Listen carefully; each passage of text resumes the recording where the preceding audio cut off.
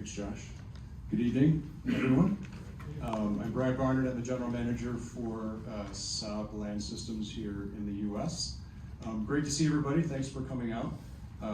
Great group. I think we probably matched the same number we had at our last session about a month ago. So appreciate everybody taking the time to come out tonight. As Josh said, we've got a few slides here to go through.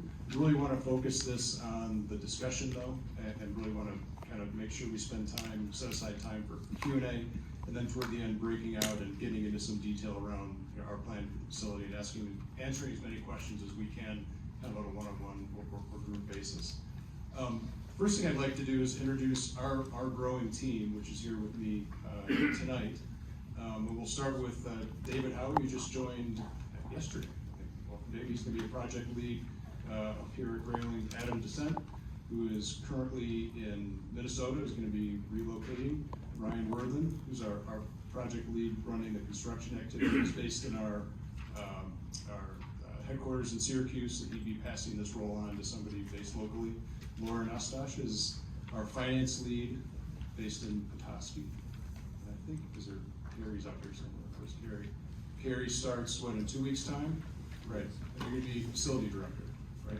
So we're building a team, a local team, real time, kind of leading forward, not to lose time and realize we have still have some approvals to go through, but wanted to make sure that we got ahead of this. And what we've been really pleased with is our ability to hire people that are already here and or are gonna move here. So I kind of want to make that point up front. We actually have somebody, I think our quality lead that we're hiring is relocating, a Grayling native relocating from Florida back home. So that's exactly how we wanted to build a business coming here, and that's what we've been able to do, which is exciting for us. So I was going to ask to move the slides, but I guess I do it. So we had the intros there. So I think there are a lot of familiar faces here. I think I've met a lot of you already, and you've met with our team. This has been a journey for all of us since it started in May, where we were invited to tour the town and consider this property that we're looking at. I think we're coming to a pretty important point right now where we're ready to make some decisions and move forward. Today is really critical for that. That's why we want to have as much kind of open dialogue as possible. We've been growing. This has been a journey for us as we've learned what we need to do to engage and make sure we're sharing all the information that we need to share. I think we're doing that. There's nothing that we won't talk about, and hopefully that comes across tonight. So I think, and for the folks that have been through these in the past, you'll recognize some of these themes. SAAB is a company that takes very seriously its role in the communities that we operate in. If and when this moves forward here in Grayling, this will be our 10th facility that we've opened in the U.S. And we made a very focused decision to move into communities where we feel like we can make a difference, and where we're not just another defense company that's operating, right? So we felt like there was a fit and a cultural affinity with Grayling in northern Michigan, and that's a big part of what attracted us here. Talked about hiring locally for jobs. That is absolutely what we're doing and what we plan to do. We see northern Michigan as kind of our pool from which to draw our talent. We might have a couple people come from the Traverse City or the Petoskey area, but this is going to be where the center of gravity is for this activity. In fact, we've already talked to a couple people that are interested in jobs going forward. So as we break after this, please reach out and connect with our team here if you've seen a job that you're interested in and would like to learn more about that. We've talked about, obviously, our partnership with Camp Grayling from the standpoint of testing our shoulder-launched weapons. I'll talk a little bit more about that later in the presentation, but that is part of the appeal of this system, this overall solution up here, is having access to a test range where we could do what we call lot acceptance tests before we deliver our products to our customers. The ground lock, I think we've talked in the past, the two systems that we'll be building here, the ground lock small diameter bomb is not something that we'll test here in the area. That's something that actually has a much farther range than would be appropriate here. It's something we test off the coast of, up the Gulf Coast from Eglin Air Force Base in Florida. missing here? Oh, the third piece, just to kind of tee things up, we've done a number of environmental studies, and Josh touched on the questions that we've answered over the last few months. So there's a lot of information out there, and some questions might come up today through this discussion. I might not be able to answer them all. If the team can't answer them all, I guarantee they're going to be in this I think it's 11-page packet that was put together. But we've done our 2 environmental studies that were required, as well as a separate independently commissioned study about the unique challenges, around the unique challenges of producing munitions. So I think we're really well covered from an environmental impact perspective. So here's the site on kind of the big map there. So not too far from here, actually. So an area zoned for industrial. When it was proposed to us, I think it was about a 1,200 acre plot that we were looking at. The one that we're looking to buy is 380 acres. Our site plan that you'll see over there in some detail, and I think that's been updated as of like the last week or so, right? It's evolving real time. That takes up about 60 acres of that 380. Doing what we're doing is important to build in a buffer around our bunkers and our production facilities, and that's part of the reason to the way we position that 60 acres within the 380. One ethic we're using as we design this building is we want it to not be noticeable at the end of the day. And I think this is something that goes back to kind of our ethic as SAAB, is to kind of minimize that impact on the environment. That means a visual environment as well. So these are, I think, max 2-story buildings. Just, one building's 2-story, everything else is a single story. We're not cutting down any more trees, and we absolutely have to try to keep the environment as natural as possible. So we're really trying to blend in, is the bottom line. Hopefully you get a sense kind of looking at that schematic over there.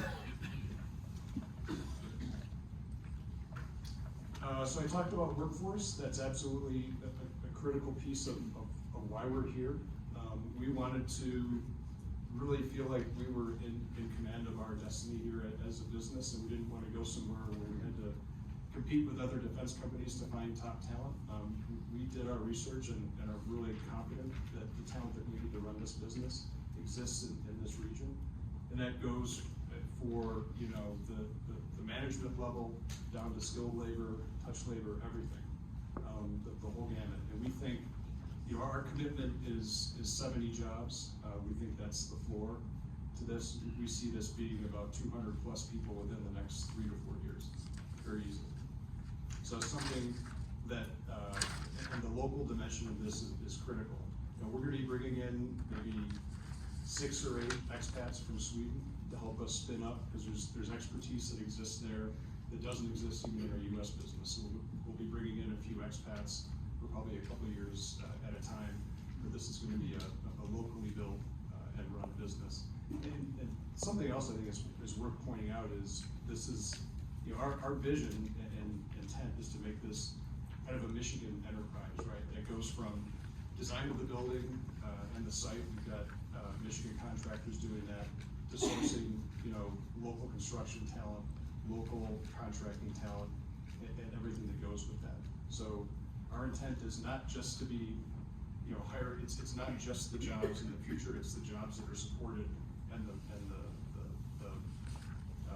revenue that's supported with the stand-up of the facility over the next couple of years.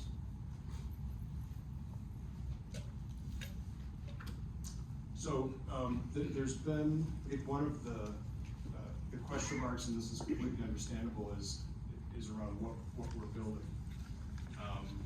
And it's really important to note that this is a final assembly facility. Right? This is not something, we are not manufacturing explosives or rocket motors, or as we say in our world, anything that goes whoosh or boom. That's coming to us already assembled. So as a final assembly facility, you're really taking 5 or 6 different components and integrating them into a single system, packaging that system up and sending it out.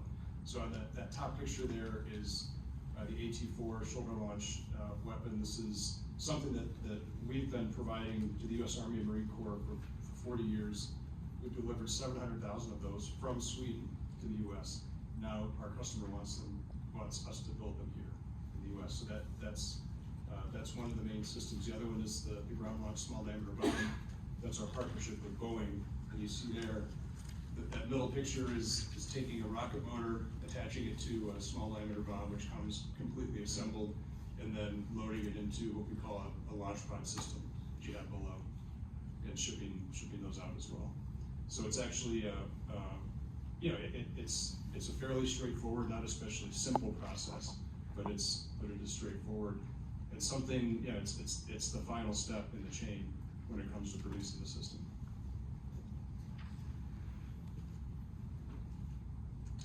I think that's it. That's all I have from a formal slide standpoint. So maybe before we move into general questions, any questions at all about what I presented? Any of the slides?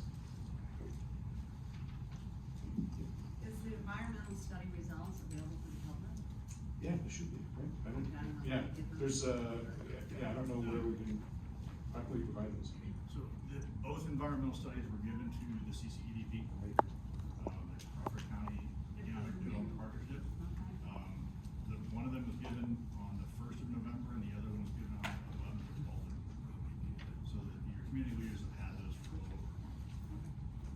And then there's the third one, which is a lot more detail. Right? Sorry, and the last one, Dr. Packer, she was commissioned by Lacey Stefan to ask us some specific questions about the risks of storing and producing explosive munitions. And I think that would have been, sorry, Mike, now I'm doing public math. Probably 2.5 weeks ago. As before Thanksgiving. She finished that, and that was also public. There's nothing classified or secretive about it. It's all good. And that study was, essentially the question was, in a worst case scenario, what's the environmental impact? If the whole bunker goes, what is that impact? And this third party expert said that is, no meaningful, I don't know what term she used, but there's no negative impact on the environment just by virtue of it. Yeah. So we can provide that. Maybe we put that on our website. I don't know. But that's all available.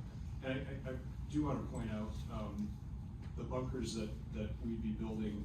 You see, it's kind of the big square on that site plan there, is really to kind of temporarily hold systems as they're waiting to be picked up by our customer, by the Army or the Marine Corps, and moved out of town. So it's not something that's going to be a permanent storage location or facility for systems. Environmental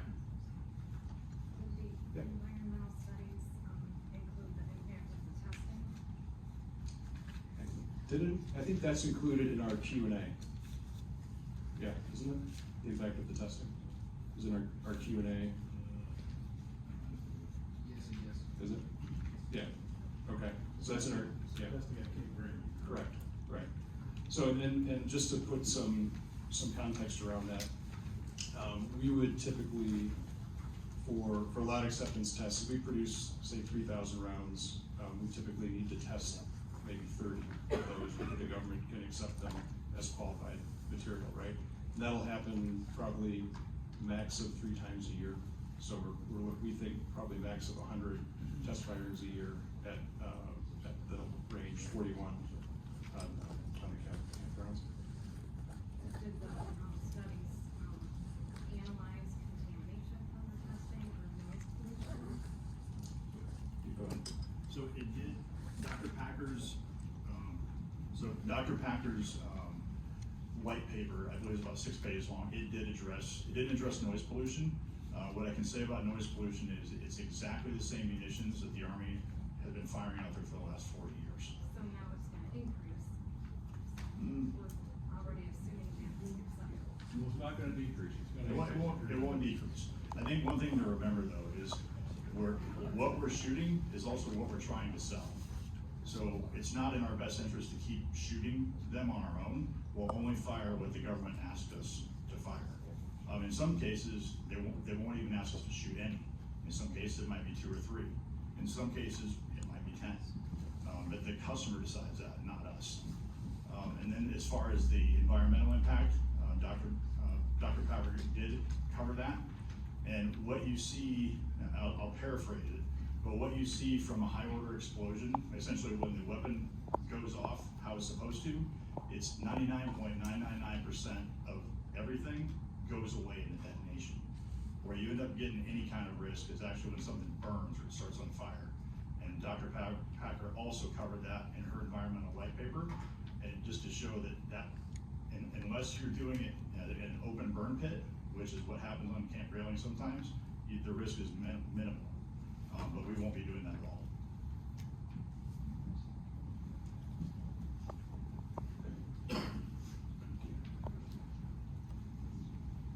All right.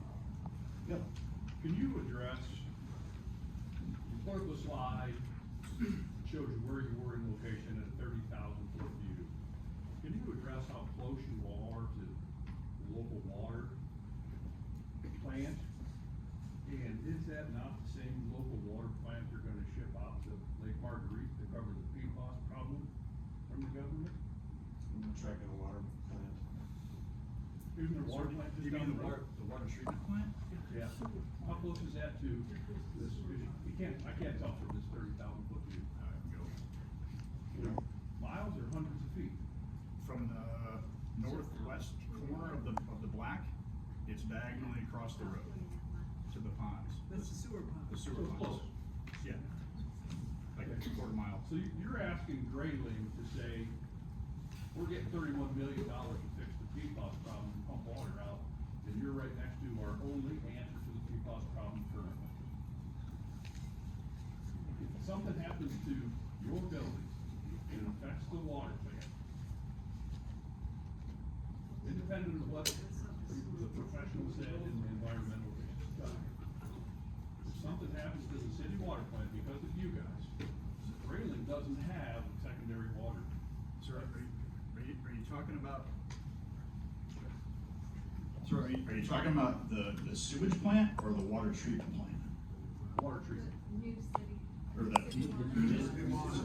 I don't, Well, the municipal water would be a good way to put it. okay, I don't know where the municipal water, I know where the sewage treatment plant is. That's right next to the facility. And it's outside of the max possible blast area that we have to follow according to the ATF and the Department of Defense. So even if the worst case scenario happened on our facility, it would never reach the sewage treatment plant. It How would big stay. is your max explosion area? But based on what we're storing, what we're required to use is 1,250 feet by the Department of Defense, from point of explosion to max. That's based on the type. But of note, that's for the shoulder fire munition, the one that you hold up on your shoulder. Okay. The explosive round is 1.4 pounds. It's the classification that matters, that drives the DoD to say that's the setback. That's how far away it is, not necessarily the size, right? So you have to produce so many of those for your government contract. Yes. And when that contract's over, you're gonna be into another contract. But you plan to be here for a while, right? Yeah. Yeah, you're not gonna commit for 4 years and then. Right. So when that changes, do you see it from your background that 1,200 feet could reach whatever number, 2,000? No. Different munitions. No, it's not, it's, the physics, the reason the Department of Defense uses it 1,250 feet is because that's the max throw that you're gonna get from an explosion. Whether it's low angle, high velocity, so essentially, high power and it forces it out laterally, or more likely you get high angle, low velocity, where you essentially get a throw, and that's 1,250 feet.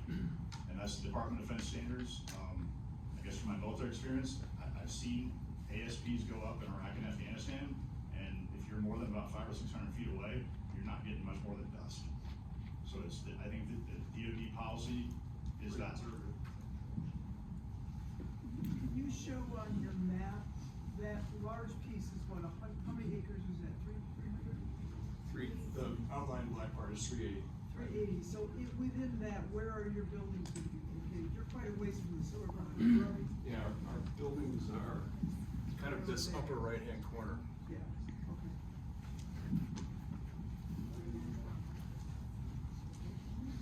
So are you saying you're not familiar with where the sure that's reflected in. Where's the water, where's the water? That's not the city plant, that's the Grayling and Beaver utility. It's just east of campus here. It is not the city's plant. East of currently here. Where's the city water? City water is over behind the hospital in, just north of the hospital. Not even close.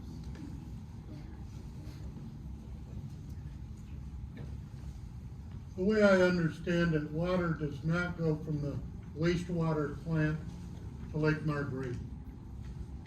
Okay, So the initial question was, that makes sense. yeah, Right. much as I'd like it to, Yeah, I think it's a nothing burger. Well, and again, to be clear, I mean, these site plans have been coming together since the August timeframe, so we've been working with the township and the city to understand what's where and how we need to accommodate anything sensitive in this site design, so that's, I think, kind of, we've done that diligence as a group. Okay. That's pretty high elevation. Part of the study, was there anything with the aquifer or groundwater movement from that elevation? Where that would go There was a lot of, That was part of Dr. Packer's study. yeah, in fact, that was the primary focus of the study, was what would be the impact of a low order explosion on the groundwater. And that's what came out as zero negligible impact. Once again, we'll make all that available. There's, I guess, other questions. We can't hear the questions, but we can hear you. Oh, sorry, I'll repeat the question, sorry. Thanks. Like whoever's asking the question. So did you hear that question? Okay. So what we can expect to see is when the equipment comes in or the material comes in? Yeah, thanks. When the equipment comes in or the material comes in, we're gonna see more placarded hazardous material coming through our community? No. Or leaving? In fact, we purposely designed, I'm not sure the route of the road, but there's gonna be a new road built that goes directly I-75 so that nothing comes in through town. Just an outlet directly onto the freeway. So to and from the freeway, we can Correct. see more, we'll see more placarded hazardous. A little bit, yeah, I mean, I would say it's gonna be not meaningful compared to what is already kind of, I mean, there's already a lot of activity at Camp Grayling, right? So I don't think it's gonna be noticeable beyond what's already happening. But the focus was on avoiding any routing through town, for obvious reasons. Alright, we already got enough traffic at 4 Mile Road. We're gonna build a road to 4 Mile to handle this. Have you addressed the state of Michigan about taking care of the 4 Mile exit? You know, how many trucks are you gonna have in a day? How many are gonna come in? Yeah, not many. I don't know if we've talked about them specifically about the 4 Mile exit. We've been focused on the road itself, but certainly something, yeah, we can look at. I don't see it, once again, I don't think the traffic impact is gonna be meaningful, but that's something we can look at. So you have no idea how many trucks are gonna be coming in a day and how many trucks are gonna be leaving a day? We haven't done that assessment. You get any, You're like 3 or 4 months. what was that? You're not looking at trucks coming in daily, it's like a couple a week. A couple a week? Okay. But That's, we'll get that. yeah, we can get an estimate. And we'll find a way to publish any, some of these answers like this, some of these And actions would we you take. address the state of Michigan also as Aruco, Sherwood, and other? Yeah, we're definitely working with the state on the road. The exit piece, I'm not sure we've talked to them about, but they're funding that road that's gonna be built to connect us to 75. Then brings it to 4 Mile Road, which brings it down to 75. Okay. Yes.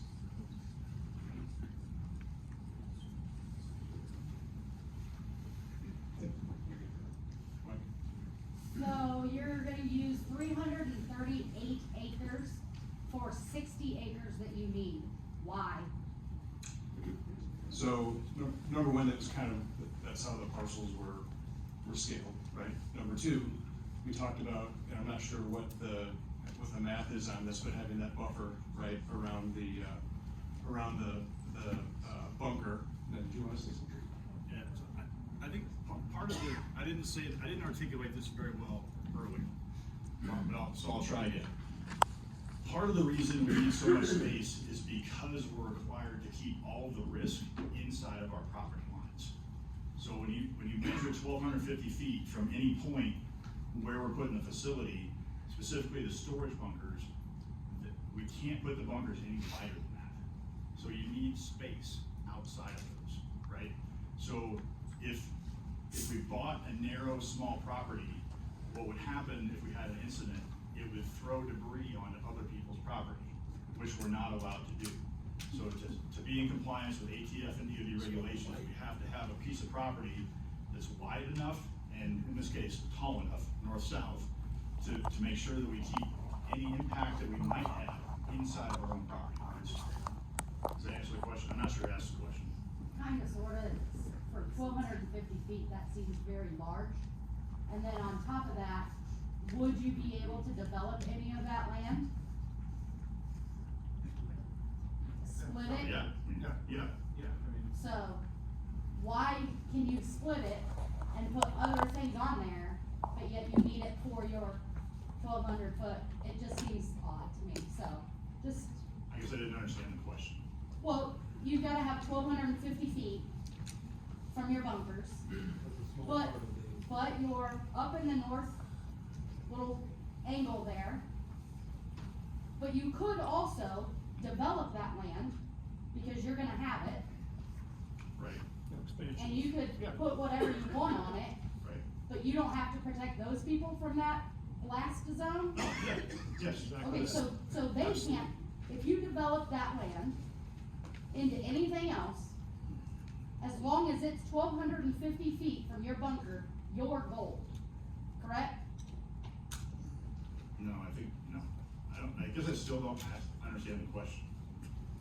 Can you develop the land Yeah, That you're not using. that you're not Yes. using? And if you develop that land, as long as it is 1,250 feet from your bunker, they're no longer in jeopardy of a blast. So you could develop land, be profitable on that, as long as it's 1,250 feet away. Why do you need it? So when you say develop, you mean for For whatever you outside? I decide mean, you wanna do. The only thing we would develop that land for is for our own use. It's not like, if Sure. there's growth down the line, but there's no interest in parsing that out or selling it Well, to a there's third not, party. there's not any interest in that, but there's also no water pollution expected, no water cycle altering expected. Expected means likely, not expected means it would be surprising if it happened, right? So this doesn't say it's not going to happen, you just don't expect it to. So how can I not expect you to develop this and using state land that you purchase to profit off of? As long as it's 60, if all you're using is 60 acres, buy it later if you need it. Just seems like a whole lot of land that you're not gonna be using, that's gonna be fenced off from the residents of the state. Well, it's worth pointing out, this is land that was zoned for industrial use, right? So this land is to be purchased by There's a somebody. bike path, there's a bike path on your map. Yeah, It's we're outside of the bike Public path. use as well, We're outside of the bike path. not based on that. Yeah, we've actually redrawn the lines. Yeah, go ahead. I'm heavily involved with the bike path, and this is not gonna impact on the bike path. It's gonna impact on the land. Anybody that uses land is gonna have some impact on the land. Did we redraw around the bike path? Is that not reflected? in that? Yeah. They're not close to the bike path. All right. Okay. one over here. Yeah.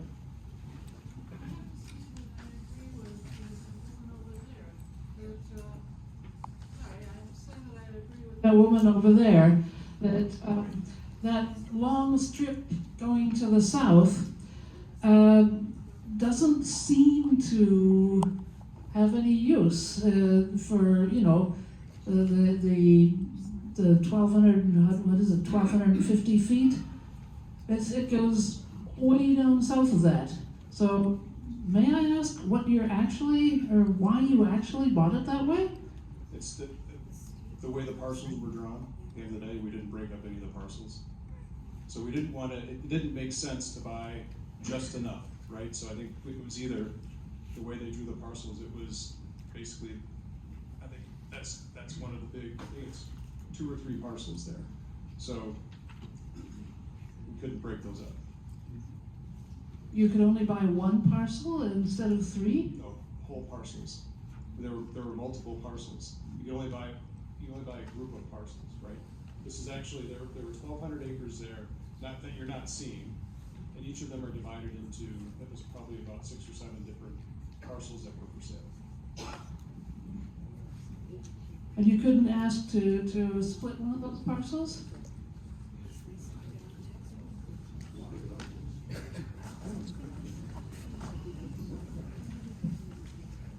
I think I understand the young lady's question, but I think a lot of the concern in the room is all the extra land that you're purchasing.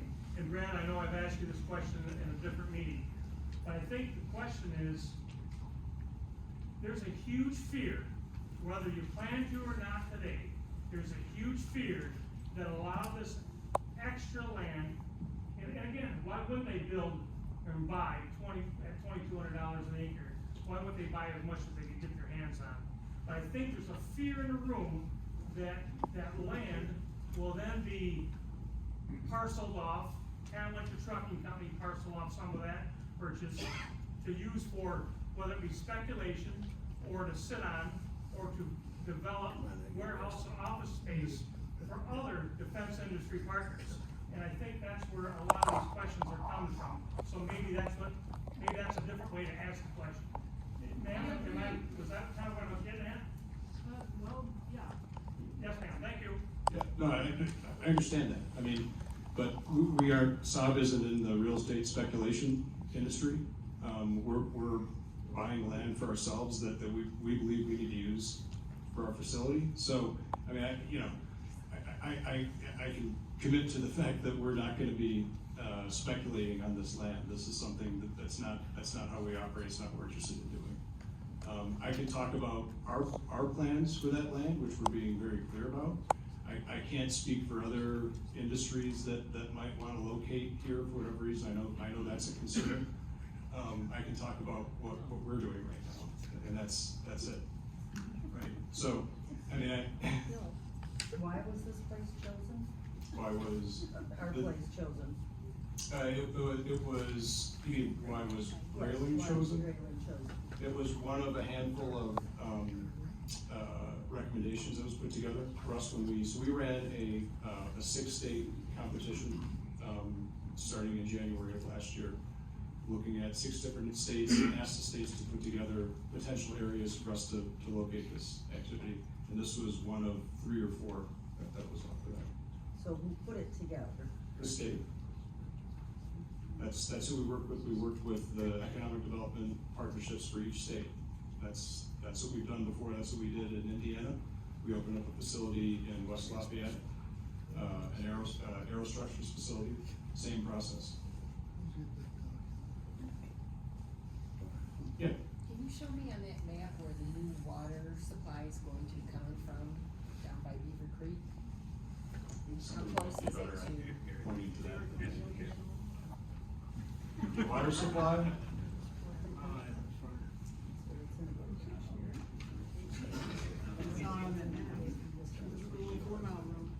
So I don't know exactly, but I know they've been talking about, I don't even think it's on here, I think it's further down here, where they're looking at installing 2 new wells. And where is it running? It'll run along the road that's gonna be built out through Camp Grayling, under the river, up to North Thunder Road and over to, our call subdivision in Sherwood Forest. So it'll be right there at that plant. It'd go by the plant, but it'd be inside of a pipe, so. So is our water now, so. There you go.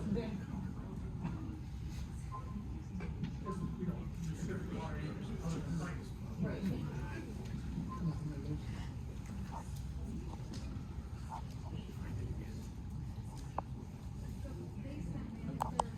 there does happen to be ground contamination there. Did the environmental studies, look at those two new wells and any impact on ground contamination that isn't expected to happen, but will likely happen? We just have to be very sure because people have suffered so much from PFAS in this area. And we have to be very certain that this is not gonna contaminate those wells.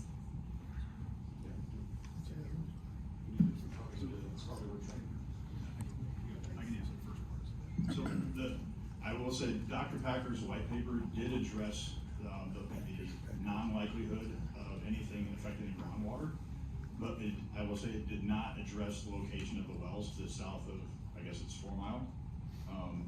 That wasn't part of what she was asked to look at. So she looked at the immediate area from inside the box or the drawing over to the nearest point over by Camp SAAB, over by the lake, essentially where the closest stream was. That's where Bonnie Packer looked, not to the south. Is it too late for her to go back and look at that?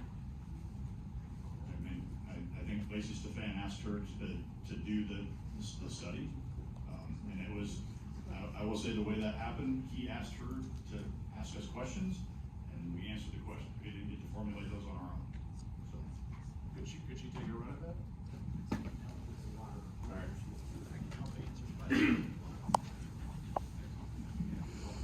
All right, my name is Lacey Stefan, no going.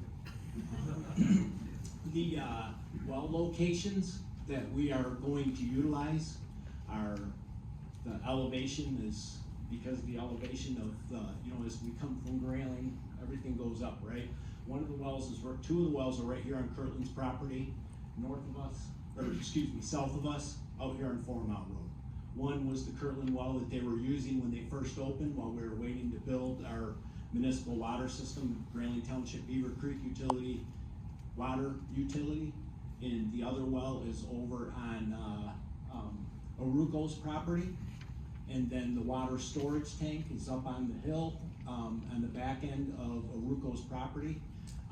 The bottom of our wells is above the land that they're looking to purchase, if that helps everybody with the questions.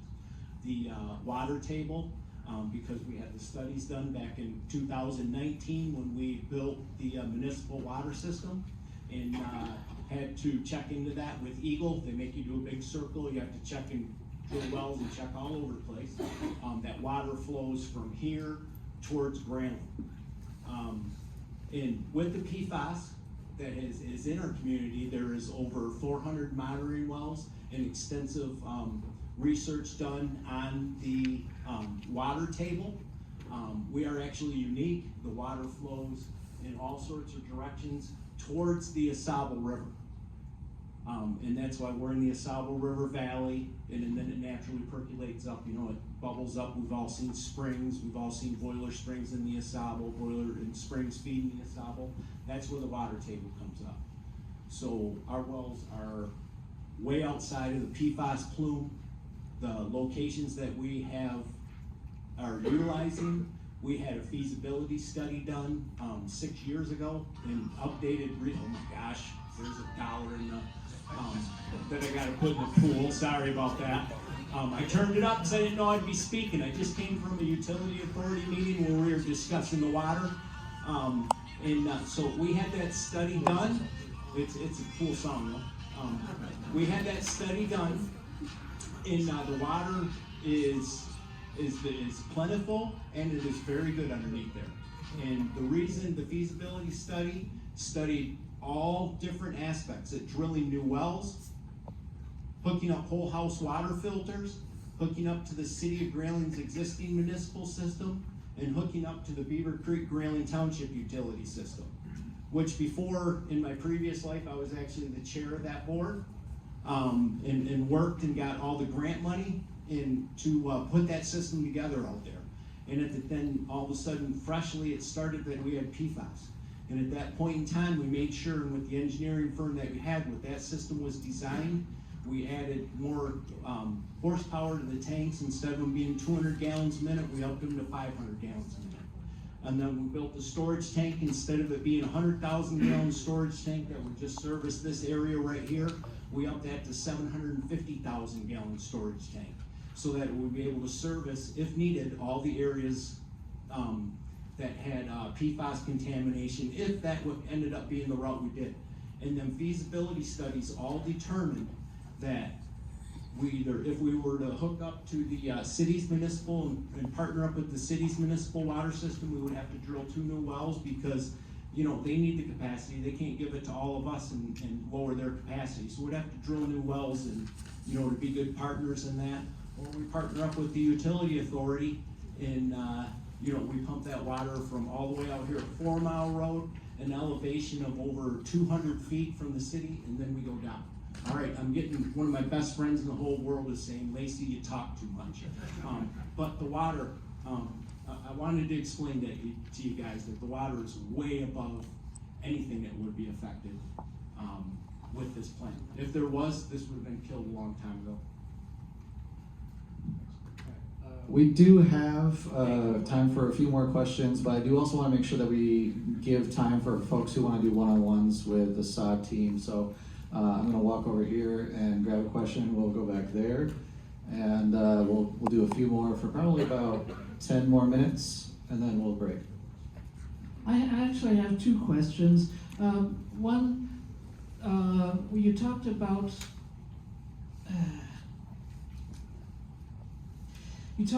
not using the rest of that land for development and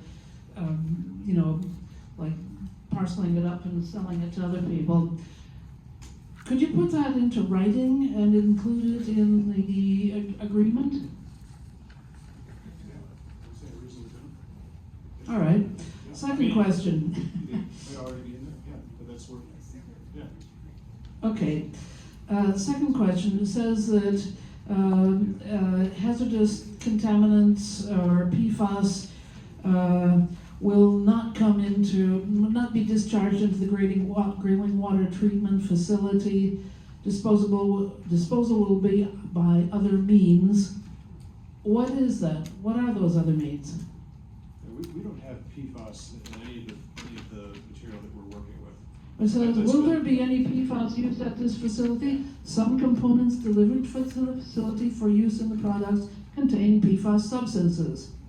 Oh, okay, yeah. All right. So this would be some of the, yeah, exactly. So it's something that goes into the product. Some of the epoxies that go into building the product. And the product leaves. You don't put the epoxy in the ground. What do you do with it? You put it into the product and ship the product out.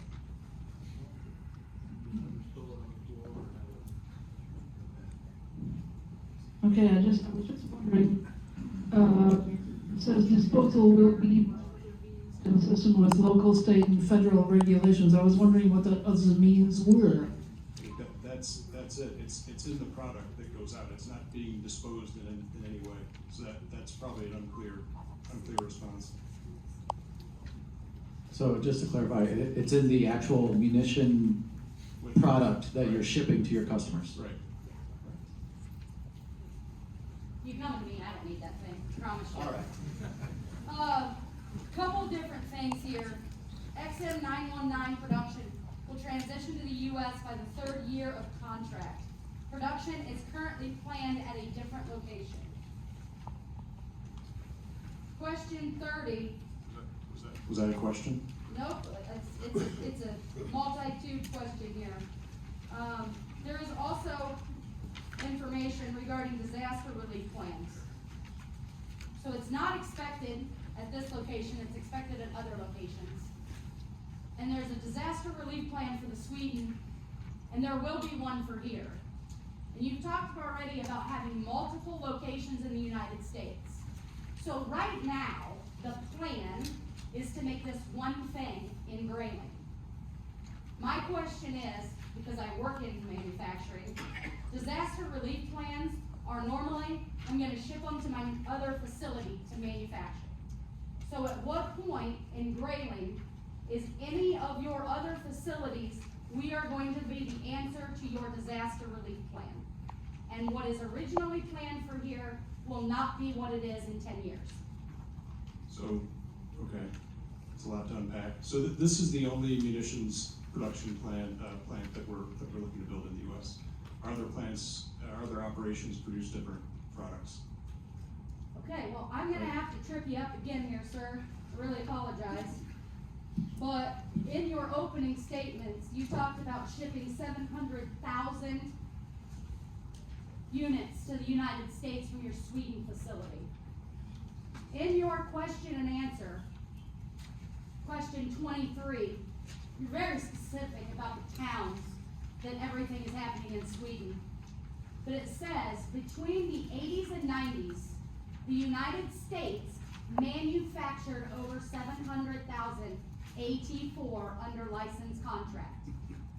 The United States has also been an AT4 customer for over 40 years. So you're saying in the question and answer that the United States manufactured 700,000. But you're telling me we are the only munitions plant. So the U.S. over the life cycle of the AT4 system has purchased 700,000. Most of which were delivered from Sweden. There were some produced on license by ATK here in the 80s and 90s. Your Q&A says the United States manufactured over 700,000. You just said purchased. So we need to figure out what the actual real answer is. Okay, so and it goes back to my next question, my first question. Will the plan for Grayling ever change and be the disaster recovery plan for any other SAAB facility? I'm not even familiar with that term, the disaster recovery plan. So no, I can unequivocally say that's not the fact. But, so yeah, I don't understand. So disaster recovery plan in what respect? Disaster relief plan. Disaster relief plan. Disaster relief plan means if somebody decides to bomb your Sweden facility and you need to manufacture things over here, you've got to figure out your disaster relief is the United States military will not be interrupted with the delivery of their product. SAAB will figure out how to make sure that contract is fulfilled. That's what a disaster relief is. So my question, specific things manufactured here. In the event of a disaster at any of your other facilities, will that plan ever change for Grayling, Michigan? That's never been contemplated, no. Okay.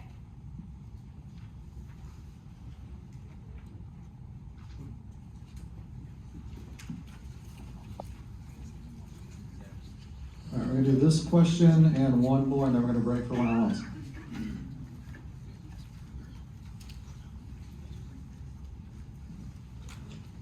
I understand that you have received a tax abatement, I believe it's for 15 years, for local taxes.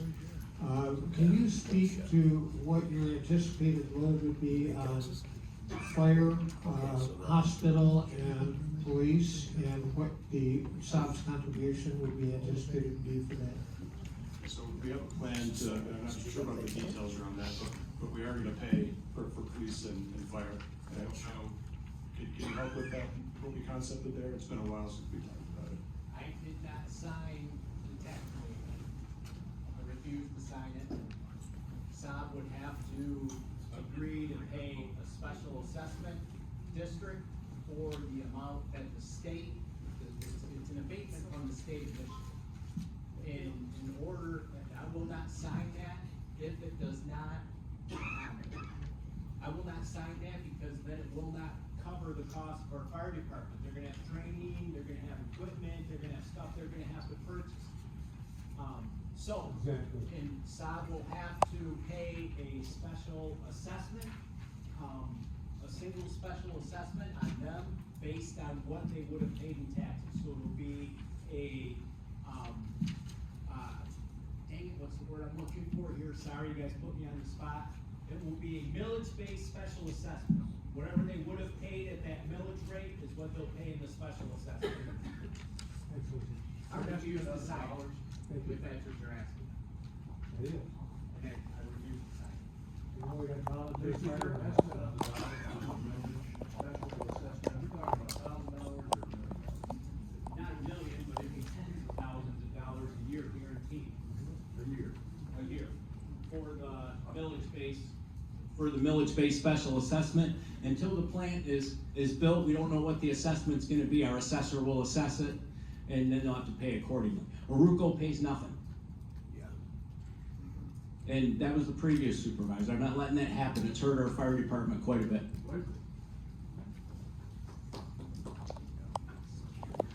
It looks like we got one more question, and then I know there are a lot of folks who want to do some one-on-one, so I want to make sure we leave time for that. I just know somebody asked about, why they chose Grayling, and we had the opportunity to meet these guys as part of a group in May, June timeframe. And a lot of what they talked about was they wanted to be a part of a small town for one. And I think what attracted a lot of us was to have an additional pillar in our town, which we have Camp Grayling, we have a hospital, we have award-winning schools. We have to have long-term recession-proof, and if I could say bulletproof, business that has been around for a long time that will help to support the people that live and work here, maybe specifically not with tax abatements, but in order for the town to be successful, to support the municipalities, to keep the water clean, to keep track of all of the things that were so important to us, we have to have a business that's not a speculative business, a business that comes in here that is gonna be here for the long haul. And I think when I listen to a lot of the folks from Sweden and I listen to them talk about the values and what they're trying to put here, I think it's important for us to realize, again, to accept a business that may be gone in a year or 5 years and leave a big hole.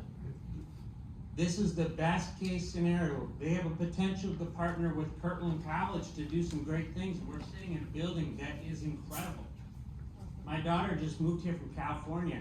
She's never been here. We pulled in the driveway, can't believe it. And now we have an opportunity for a company that might be able to help and train with Kirtland to write programs to do things in the future, which I think is gonna be great for our town. There's a lot of unanswered questions. I'm sure they're doing their best job to do it, but I can tell you, to have the strength of the most recession-proof possible business, this is our best shot to get somebody in here that can really, I think, help us in the long run, so. Isn't your business based on a contract of so many years with the government? And if you don't win another contract or another contract, then how do we become recession-proof? So our contracts are typically 5 years long, though the program life can be anywhere from 20 to 40. So there are a lot of legs. There are a lot of, once you win a contract like an AT4 or a GLSDB, it becomes a franchise with DoD the way it plans. So there is a lot of stability, a lot of predictability in the DoD budget, and specifically our programs. I'm gonna hit the elephant in the room, and I know I'm probably overstepping a little bit. My name is Mike McNamara. I'm a Grayling Township resident, lifelong Crawford County guy. Leo Lovely is on my birth certificate, so I have a little bit of room to talk. And I know SAAB has heard that a couple times at a couple different meetings. But to me, and this is not a question, this is a statement for a lot of people in the room to echo the same thing. We are so fearful of this being the foothold and the first step to turning our state lands into a defense contractor, defense industry paradise. We know that the Michigan National Guard and the governor have offered up with Executive Order 2004-002 all infrastructure that belongs to the National Guard, both Army and Air. And based on that, we are all fearful that our lands are going to be restricted. Now, it's not the fault of SAAB, but SAAB has sure accepted MEDC's party. They've already been welcomed with open arms before any one of our elected officials or appointed officials on the Crawford County Economic Development Board have approved it. In fact, they just lost a vote, or the vote didn't pass, it depends on how you want to say it, on Friday. So right now, there's been no elected or no appointed official to allow SAAB to purchase this land. I don't know how the vote is gonna go again, but I guess my point is, many in this room, and many that are disgusted that didn't show up like they did at the expansion meeting, when we packed this place, and the fire marshal had to kick everybody out. My point is, we feared that so many defense industry is gonna follow SAAB in, and SAAB can say, well, that's not our problem, not our intent. But at the end of the day, this is the foothold where the contractor gets to come in and utilize state assets, state resources to test equipment. That's one. You can look at Range 30 right now. None of the muzzleloader hunters are able to use the Range 30 complex because the gates are all locked due to civilian defense contractor got them all tied up. Now that's one example. We can look at all the fenced in areas that never were fenced when I was a kid. And I'm 100% for Grayling, Roscommon, Northern Michigan kids getting jobs. I'm 100% for that. I'm 100% for those same kids having the same opportunities we have. And when we talk about having things that are recession proof, you know, you're only a couple suppliers away from having a pool bar and then have to change your business plan. So my whole point is, I believe the story has changed a little bit from September 10th till now. They've gotten better at their presentation. I don't think they're being untruthful. I just think the story's gotten a little bit better. So that's all I have to say. But most of the public, at least the public that I know, most of them are fearful of losing our state lands. And we've lost so much already. Thank you.